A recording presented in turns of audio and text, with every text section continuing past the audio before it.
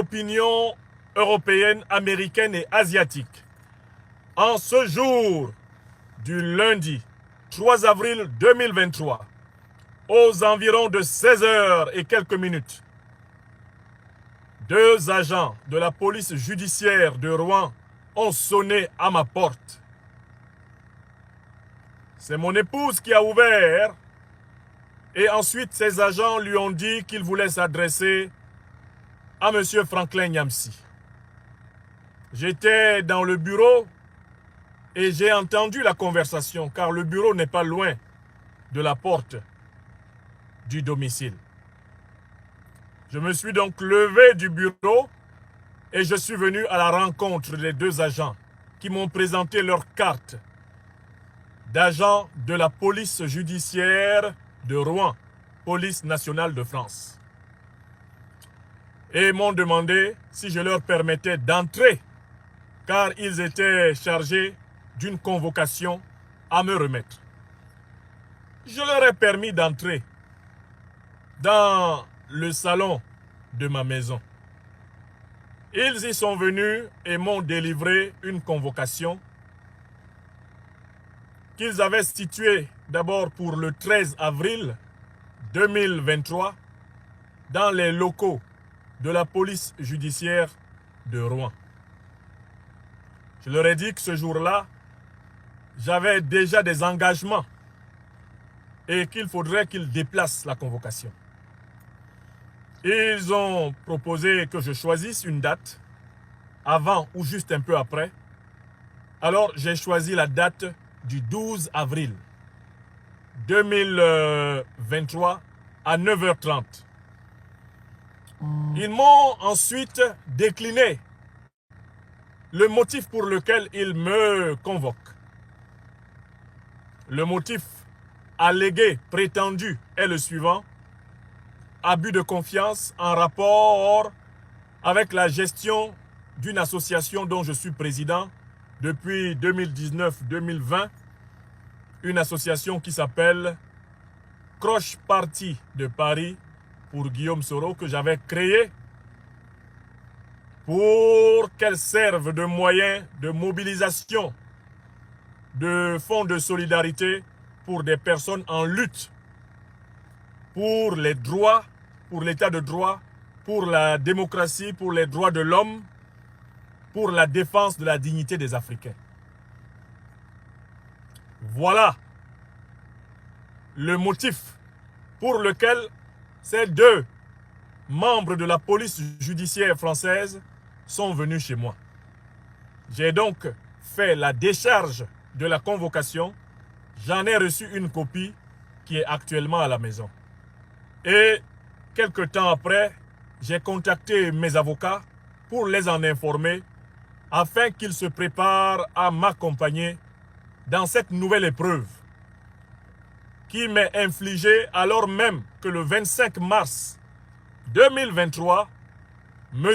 Emmanuel Macron m'a exclu pour 3 mois de mes fonctions de professeur au motif que je critique la politique africaine de la France. Comme moi, Nyamsi wa Cameroun, wa Africa, je ne suis jamais dominé par la peur.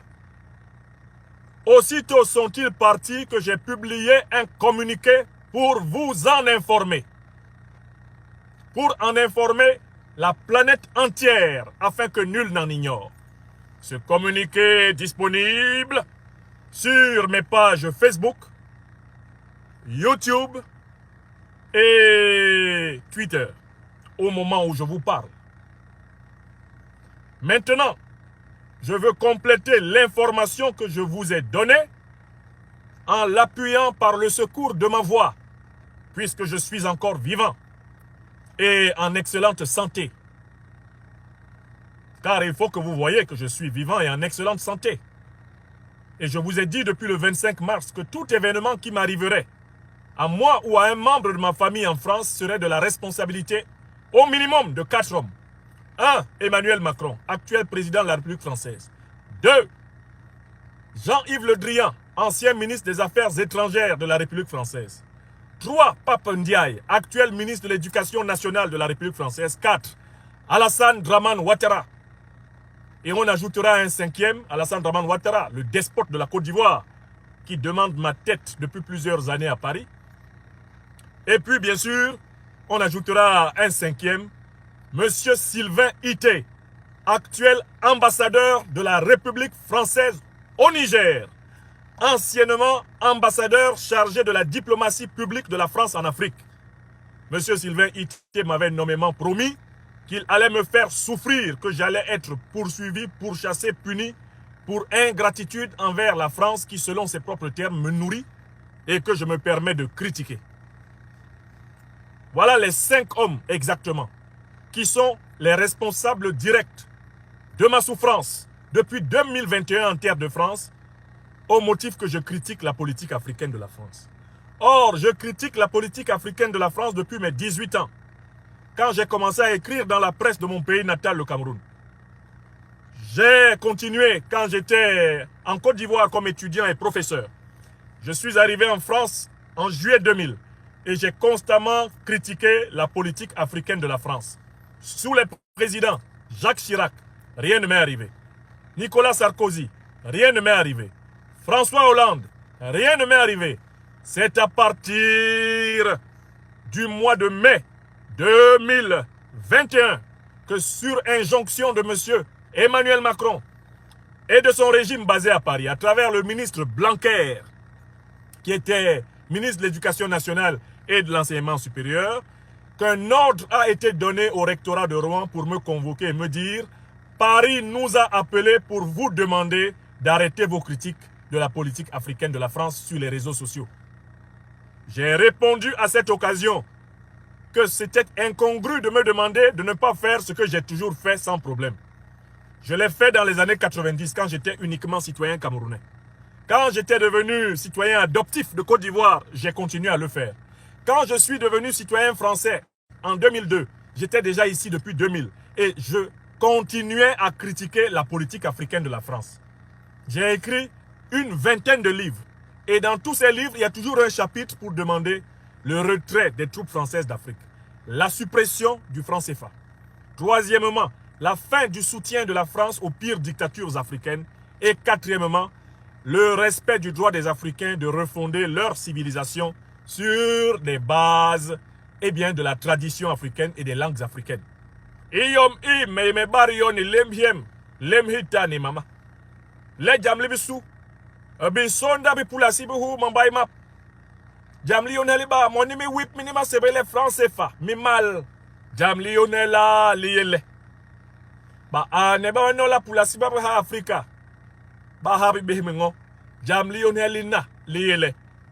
Ba was be bon ba Afrika, di Bongol Afrika, ni Mating ma Afrika, ni Yi Afrika, ni ba Sosorol, ni ba Tara, ba Afrika. J'ai toujours présenté ce programme au moins en 3 langues, en français, en anglais et en bassa bantou du Cameroun. J'ai fait ça depuis 30 ans. On me convoque soudain, au mois de mai 2021, pour me demander de cesser d'être celui que je suis. Et je leur dis, je ne peux pas cesser d'être celui que je suis, qui plus est, je suis philosophe.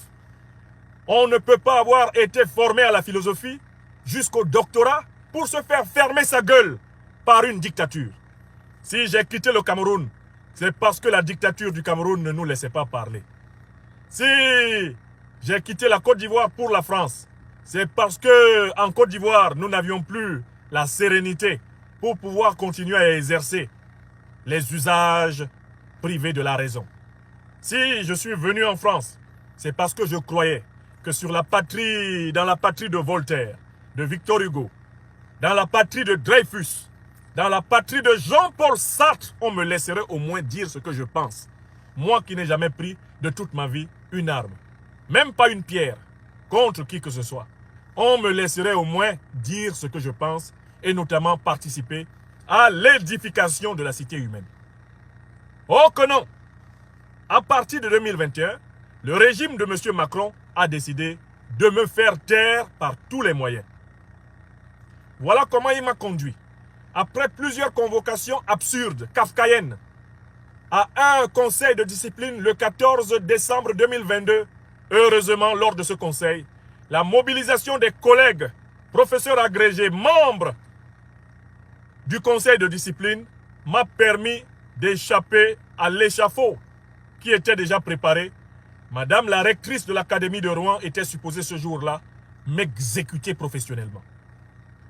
La plaidoirie de mes avocats, Maître Sedio, Maître Iou, Maître Aboubekr, Woshiawo, Ndjifutawo, leur plaidoirie et ma prise de parole devant la commission paritaire académique ont été profondément pertinentes, au point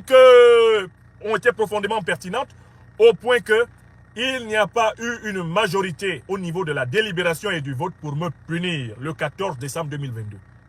Le dossier Nyamsiwa Cameroun a donc été transmis à un Africain de France